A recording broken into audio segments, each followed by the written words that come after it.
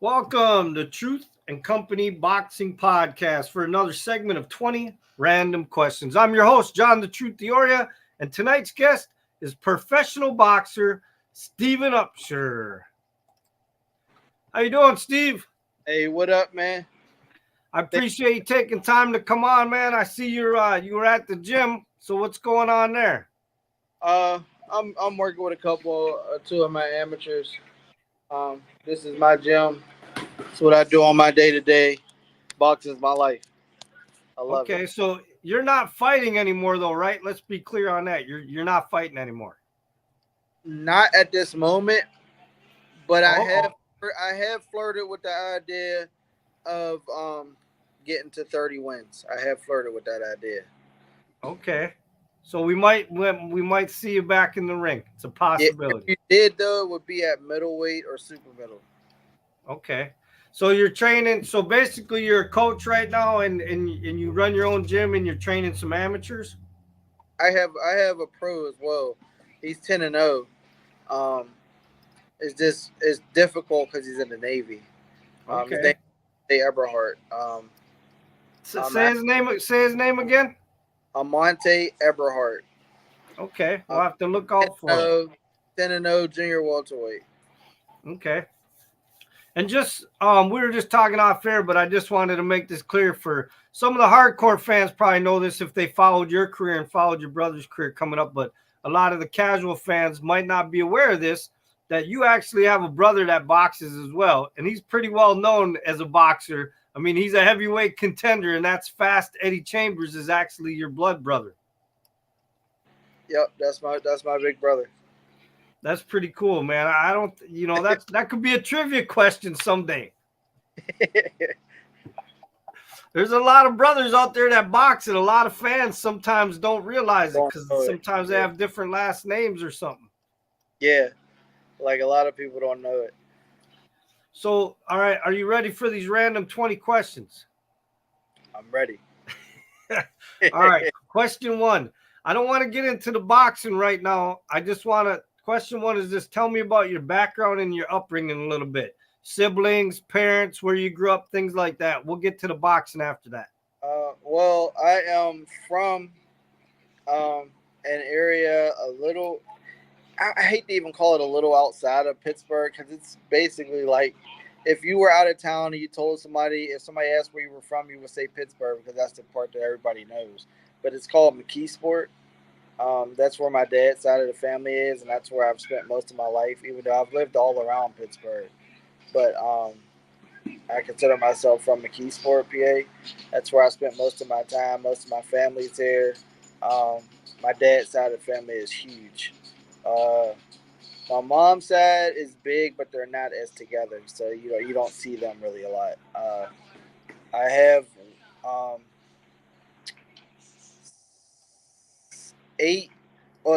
seven siblings. Two brothers.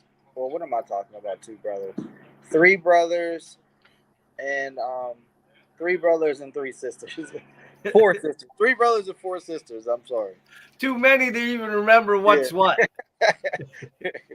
Because I was trying to not include myself in it. I was trying not to include myself. And then that. All right. So now is Eddie your older brother? Yeah. Okay. Yeah. All right. So question two: how did you get involved in the sport of boxing? At first, I didn't even know that kids could box. I never thought about it. I remember my family got together to watch Mike Tyson fight when I was like 5, 6 years old. But then we ended up a professional boxer. His name was Ralph the Tiger Jones. You could probably look him up. He's from here in Pittsburgh. He was professional. He actually fought Ike Cortez. Didn't turn. But He fought him, but he liked my mom. Took us to Red Lobster, and then he took us to this place. It's called the Palace Inn, and they had the Golden Gloves going on. So I'm watching it, and I see these little people with boxing gloves on and this thing on their head, and I'm like, Mom, why would he bring us to see midgets boxing? Like that's weird. So she's like, "Shut up, boy," and this and that. I'm just like, all right, man. So I'm sitting there watching, and I see this guy's face, this kid's face. I'm like, "Oh, that's a kid. Can I fight him? Can I fight him?" And I remember he laughed, and he's like, because I had never lost a street fight, and I still haven't. Um, so I'm thinking I'm tough, you know what I mean? So I'm like, "Oh, can I fight him? Can I fight him?" And he laughed. He's like, "No, you gotta go to the gym, man." So probably about a month and a half to two months later, we moved from this area of McKeesport that I'm from to a place called Wilkinsburg. And there was a gym down the street from where we moved. My mom took me down there. We met. We met, and turns out that Eddie and them were there. That's the gym that they trained at. I didn't know anything about it. So, um, we talked to them and everything, and it was determined he was going to train me. So the next day I go down there, they're not there. There's some other guys there. They threw me in the ring my first day. It didn't show me how to wrap my hands, nothing. My mouthpiece wasn't boiled. I didn't know any like. So they threw me in there with a kid that had fights, and I stopped him in 2 rounds. And I even kept hitting him after he turned his back. I kept hitting him, and they were like, "Oh, whoa, whoa, whoa, whoa!" They had to jump in the ring. They're like, "Oh man!" They were like, "This kid can fight." So then, um, Big Eddie, which is what we call him, Eddie Chambers Senior. We call him Big Eddie. It's Big Eddie and Little Eddie. We call him Little Eddie, Eddie Chambers Jr. Like so, he come to the gym the next day after. He's like, "I heard your little skinny ass can fight, man." Like so. Then after that, Eddie's the one that he put to show me how to jab. So Eddie's the one that showed me how to jab originally, and then it just went from there. We went through this whole journey together. So you didn't grow up in the same household then with Eddie? No, not from the age of like 12. Like I never lived there, but I was there almost every day. But now when you went to the gym, like you just said, you ran into Eddie. That did you know that he was your brother then? No, Okay. So that had to be a little interesting. You start boxing with a guy, and then you find out later that he's actually your brother. yeah, yeah. Okay. All right. Question 3: do you have any hobbies outside the sport of boxing? Uh, Playing video games. Um, and I mean, well, I guess that still has to do with boxing a little bit, but I have my nonprofit Champions of Life Association. Like I know I'm going to create champions in the ring, but I want to create. I know I'm going to create even more champions in life. So outside the ring, like And tell me what that's about. so it's a program that I've been doing it with the boxing program since 2000 and about 15, 2015. Um, Around the time that I fought Berto, like I started having the kids class at my gym. Um, but now it's turning into, kind of like a recreation type of deal where I'm gonna have TVs put up, game systems, pool table, but then I want to have the computers on the other side with tutors and different things, and the kids have to maintain at least a C average. So is Uh, it just a place almost like a community center type thing where kids can come after school and get help and stuff and then yeah, box too, or what? yes, yes. And we'll have people donating, like Johnny going different places donating food as well. So it limits the idle time that they have roaming the streets to do something stupid.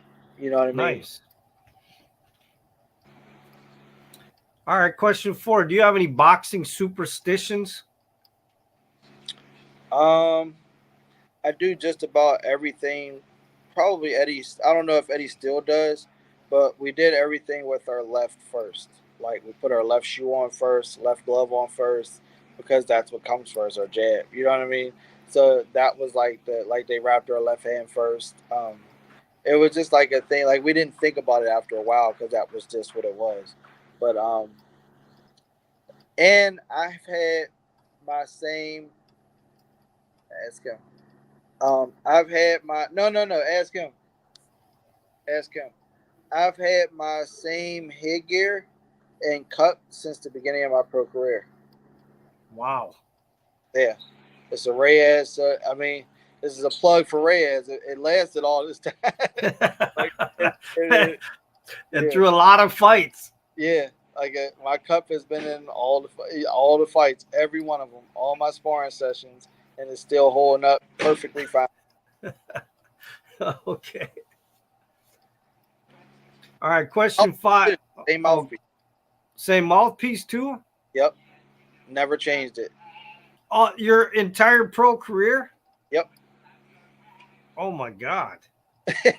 That that thing's got to be falling apart by now. No, it's not. It's all this. I have a double mouthpiece. Okay, It's so you got a all, quality one though. Did you get it? yeah, Did you get we it got made? yeah, we got it made from it's the dental lab in Philadelphia. They also made Bernard Hopkins, Terrell Owens, Allen Iverson. They made a lot of people's mouthpieces. Okay. All right. Question 5. What's something that your boxing fans don't know about you? Uh, I don't know. I'm pretty much an open book. Let me see what they might not know about me.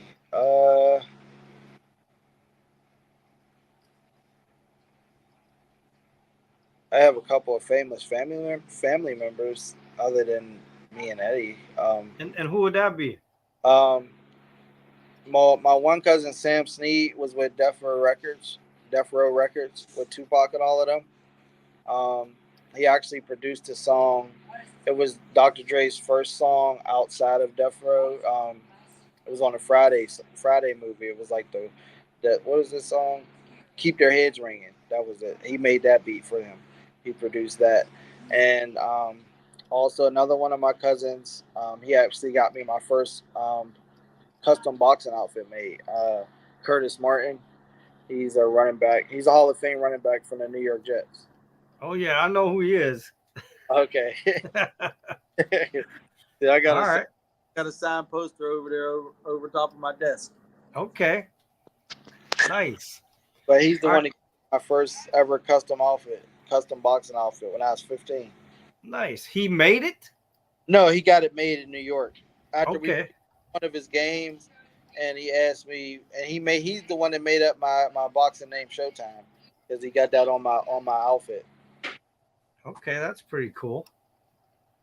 All right. Question 6. Who is someone in your life that has inspired you outside the sport of boxing? Um, someone, my uncle Vaughn. Um, he was in the military, in the Army Reserves. He retired from there. Um, he one thing that I loved about him was like, and I wanted to be like him. Um, was everybody like loved and respected him.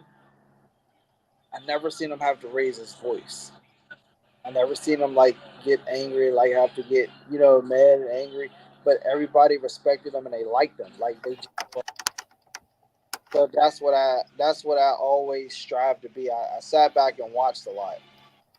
Him and my mother's brother, my uncle Joel, which that's why I always wear hats. He always had matching hats and shoes.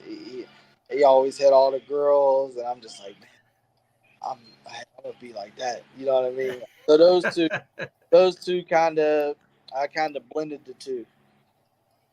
So those Okay. were those were my two uncles were, um, kind of who I looked up to, and and then I just, took little bits and pieces from life, like, going through life and just, oh, I like that or I don't like that. I'm not going to be like that. You know what I mean? Okay. All right, question 7. What's the best advice you've ever gotten from your brother, the heavyweight Eddie Chambers? Um, it's a tough one. Um, I mean, the one that's sticking out the most. I mean, it wasn't really like a life lesson type of deal, but it was more so like I the only time that I ever touched the canvas, I was just being kind of like cocky in the fight, and I got caught with a right hand twice back there, like behind the ear, like right in a row. I just went and did the same thing, thinking I'm gonna just run over this guy, and he pulled back and caught me, and it felt like somebody pulled a chair from under me, and I'm sitting there. And I look over and I see Eddie with his arm around this girl sitting ringside, and he's shaking his head at me, and I'm just like, I can't believe I'm sitting here right now. And I get up, and I box the rest of the round, and I go sit in my corner. All of a sudden, somebody smacks the hell out of me in my chest, and then I look over, and he's like, "What the fuck are you doing? Get your shit together. You're fucking up." And I'm like, I'm looking like this because Eddie. Eddie's not like that. So it never talked to me like that. So I'm like, man, like my eyes got big. I'm like, I must be fucking up. And it definitely got me on point. I was on point after that, and I beat the guy. But like it definitely took for that. Like, you know what I mean? That got my attention. Like, Okay. he smacked the hell out of my chest.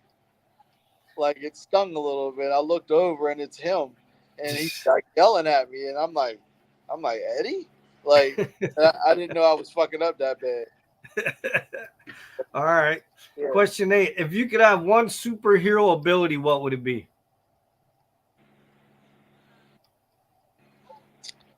Uh, Something crazy popped in my head. We're not gonna go there. Uh, um, uh,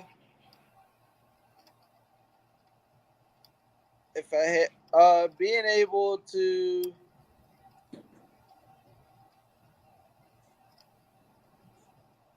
instantly, like if I could instantly put people that I think deserve it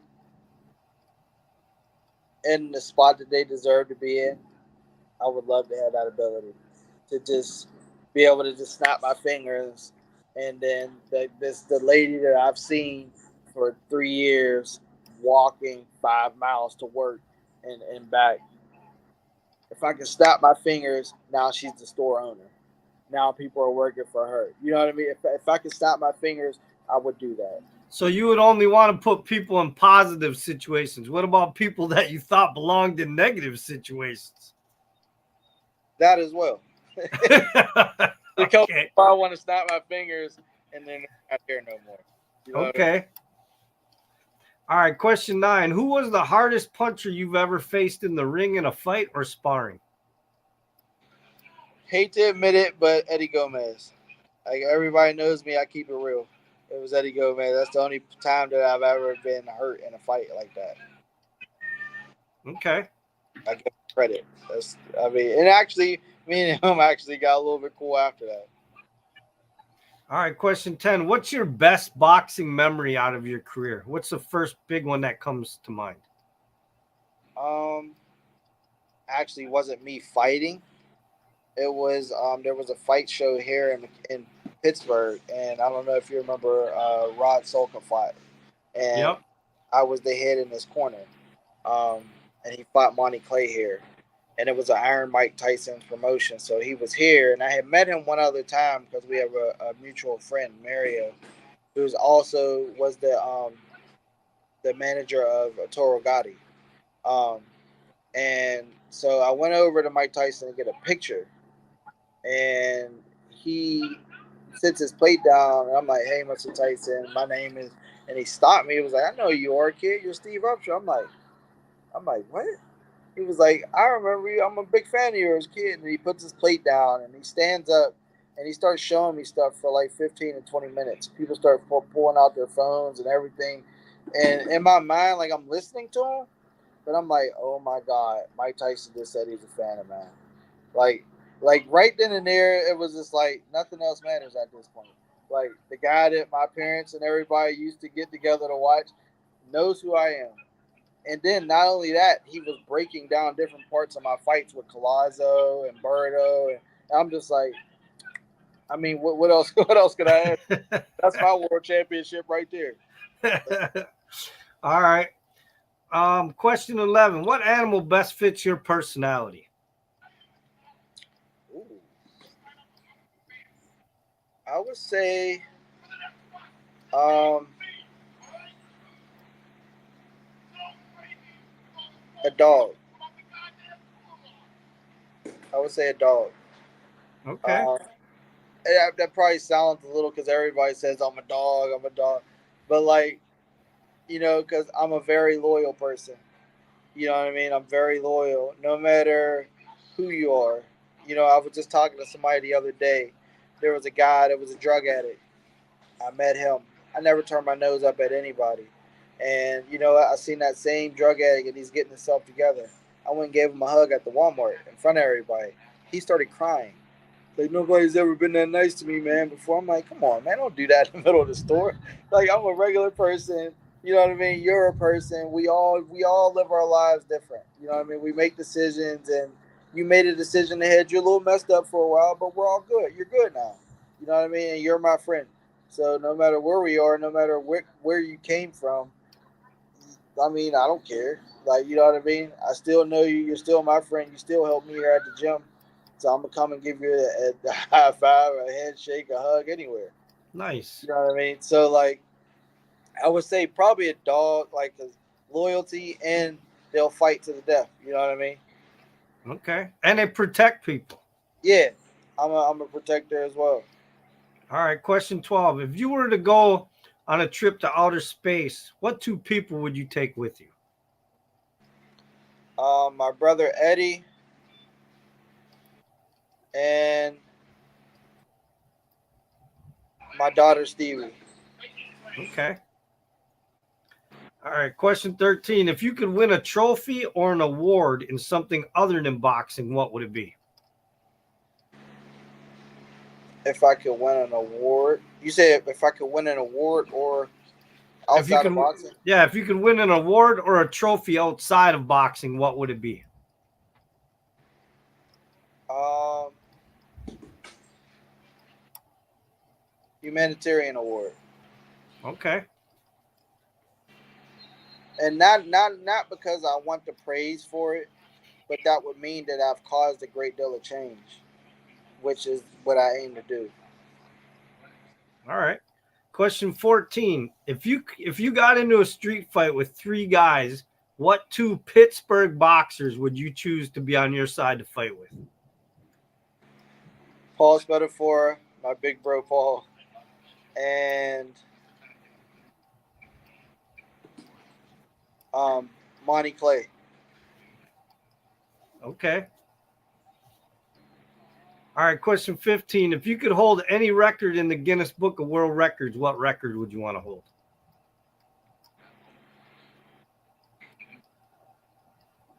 Uh,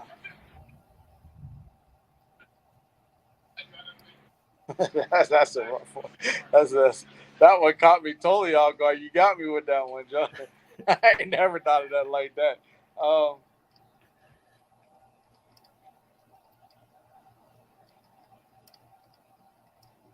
I'm gonna just go ahead and give you a wild answer. Most one night stands ever. That's a good one, though. That's a good one. That's better than like saying eating the most hot dogs or something. Yeah, I don't want that. Yeah, not the glizzies, not that. All right, question 16. Why did you box? It was where my brother was and the rest of my friends. Um, I was good at it. I felt safe. It was like that was my place. You ever heard the show Cheers? The old show Cheers? and the theme song says, "Everybody wants to be where someone knows their name." That was where I was special. That was where everybody knew my name. So that was what drew me there, kept me there. You know what I mean? And I'm thankful for it. It shaped my life. Okay. Question 17. Who was your favorite opponent that you fought in your career? My favorite opponent. Does that mean like that I liked, or like that it was like No, just like you thought the fight was like, like when you sit back and you look at your career and you go, man, that dude, he was so cool, or our fight was so cool. That's just the one that sticks out to you. Whether everybody has different reasons why it's their favorite opponent. It could have been because it was a back and forth fight, or just he was such a nice guy, or. actually Luis Colazo. Even though I didn't like the decision afterwards because I definitely deserved it. When every time I go to New York, people say it. Like people in New York, they still remember that fight, um, and that's why you never see the video of it. But like, and afterwards, he came up to me. He was like, "Man, I didn't expect that." Like he was like, we knew you could fight a little bit, but like we didn't make, you know what I mean? We didn't, they almost got us with that one." But you know, it was like it was my first. Well, no, not my first time, but like because I had fought at the Boardwalk Hall in Atlantic City. I was the co-main event when Paul Williams fought Sergio Martinez and got knocked out. I was the co-main event that night. But we fought at the Barclays Center, the first ever Barclays Center. Was a part of history. Part of a card where there was 5 championship fights on it on Showtime.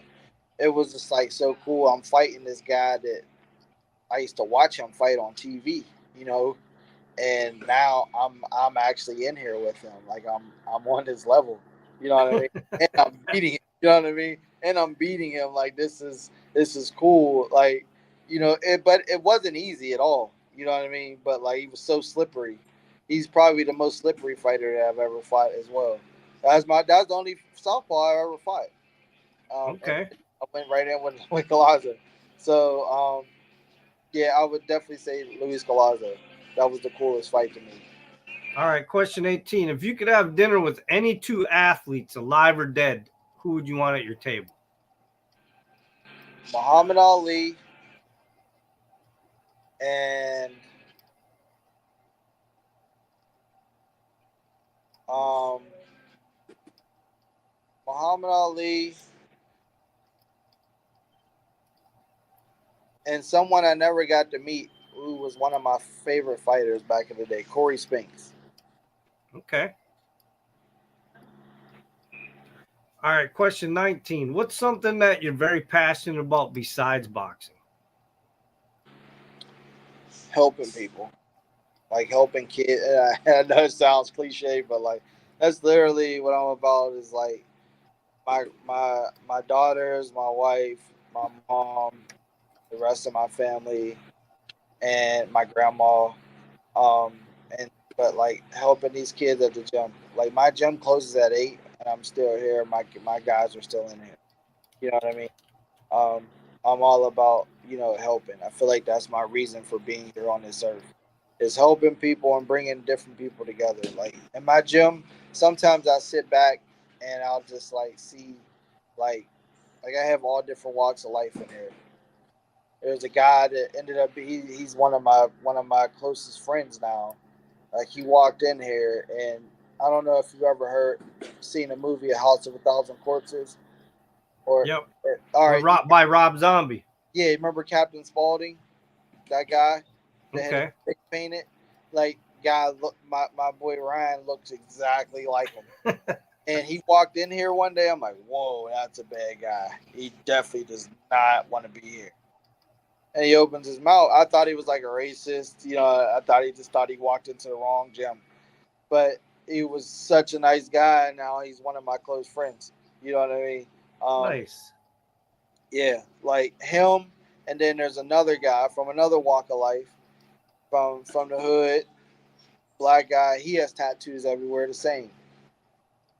Them two are actually really cool. I was sitting back on my desk one day, and I'm just sitting there looking at them two over there having a conversation, and I'm just like, wow, now that's cool. Like I caused that. Like this, just be it this gym right here caused that. You know what I mean? indirectly, like that's not what the gym was here for. Maybe it is. I don't know. But them two would have never spoke to each other on the street. They would have walked right past each other. No, I think there's a lot of reasons behind the gym. A lot more. I mean, obviously, the most obvious is to train people to box, but we both know from being in gyms that it brings so much to one person's life, discipline, patience, things like that. It brings relationships together that you would normally never probably have. It brings different people from different races, different walks of life, different. So, I mean, a gym is an open door to a lot of different things. Absolutely. You hit the nail on the head with that. It's way more than people think it is. Yeah, I totally agree with you. All right, question 20. Do you have any phobias? I am scared of heights. I don't like heights at all. Like I don't have to sign up from my gym for outside of my gym because I am not getting on a ladder and putting that thing up there. Yeah, but I'm sure you could get somebody else to do it. I mean, I've asked a couple, but like where the sign thing is, it's going to take a long ladder, like one of those long ones, like the high ones. Um, I'm actually thinking of going to the city council meeting and getting the fire truck to do it, the fire people to get up there in that the thing and do it. Nice. 'Cause that would be easy. That would be easy for them. But Okay. definitely not getting up there on a ladder and doing that. So heights is definitely my, like I like a rooftop party. I'm probably gonna miss that. Yeah. Okay. I probably got another engagement. I got to be on the podcast with John. I can't make it. All right. Yeah, you can use me as an excuse anytime, man. I got you. Because I don't really do heights either, so I wouldn't be there either. But you know what? I like to fly, which is a weird thing. And I can do that too. You say you hate to do that too? No, I can do that too. Yeah. Okay. See, I like to fly, but I don't like height, like because I don't have any control at that point. Like I just kind of let go, and you know what I mean. It is what it is. Enjoy it. I can do anything that's like encased heights. Like I can go up in a big building because I don't feel like I'm gonna fall. In a plane, I feel like I'm okay because I'm not gonna fall. Now you try to get me to walk up like a ranger tower out in the middle of the woods where there's no like I'm not doing stuff like that. Anything that I feel that I can fall, I won't even go higher than like an 8-foot ladder on a ladder because I know I can fall off the ladder. Did Eddie tell you that he's scared to fly? I think he did. Okay. Yeah, that guy's ridiculous on the plane. Like I sit and I mess with him. I'm like, you're this big tough guy, and now you're on here acting like a bitch. Like, what are you doing? Like you gotta watch his interview because he told a story that he's never told before in any other interview. I gotta watch it. He told me that. I'm obviously you being his brother. Well, I'm sure I was there. No. This was when he was 5 years old. Oh, okay. All right. Do you know about that? When his 8-year-old cousin shot him in the arm. Oh yeah, Sala. Yeah. Okay, yep. So he told that story on the podcast. Yeah, he's never mentioned that before on a podcast. Nah. No. Yeah, definitely solid shot, and they were playing with the gun. Yeah. So you'll have to check that one out. Well, listen, I appreciate you coming on and doing the 20 random questions. If you got anything to say, any shout outs to sponsors, or you want to say anything to the fans before we end, go ahead. I don't really have any sponsors at this point. I just want to, give a shout out to all the fans that, showed me Eddie love all of this time. And, salute Philly boxing because that's really what made us. Like we're originally from Pittsburgh, but Philadelphia, like we're known as Philly fighters, and that's a badge of honor that I wear proudly. You know what I mean? Me being back here in Pittsburgh, they still call me a Philly fighter. Like I'm kind of like an outsider, and I'm okay with that. I gotta ask you that then before we end because I lived out there in that area for a long time, and I know how the Pittsburgh-Philly rival thing is. You explain to me how that you have survived being from Pittsburgh and then being a Philly fighter and then going back to Pittsburgh. How is nobody's taking offense to that? What are they going to do? Well, there's a lot of things they could do. I mean, I'm just saying that. Can they really though? Wow. Nowadays, a lot of people use guns. I'm just saying. They didn't stop making them when they made theirs. I just find that really interesting that somehow you've managed to pull off being part of both of them. I'm a nice guy. And that's probably what it comes down to. No, I mean, now when it comes down to it, I'm still like an outsider, really. But there's certain guys here that really like me. You know what I mean? That I deal with. All right. Okay. There's certain guys that I that I deal with here that I really feel like they have my best interests in mind. But for the most part, I stay to myself at my gym with my guys, and we do our thing. Okay. All right. Hold on. And with that, the truth has spoken.